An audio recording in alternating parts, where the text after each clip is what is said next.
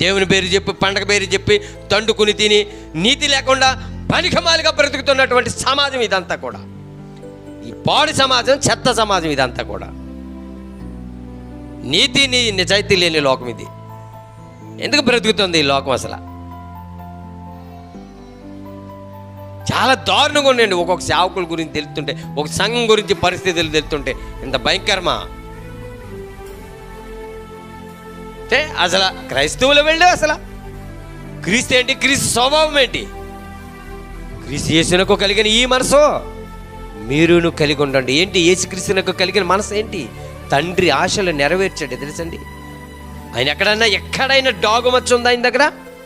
నా ఎందు ఎవడరా, ఒరే మొత్తం ప్రపంచమంతా ఓ పక్కన నిలబడండి, కమాన్ మీరందరూ కూడా ఓ పక్కన నిలబడండి, నేను ఓ పక్కన నిలబడతాను. నాలో పాపం ఉందని మీరు ఎంతమంది ఆరోపణ చేస్తారు చేయండి.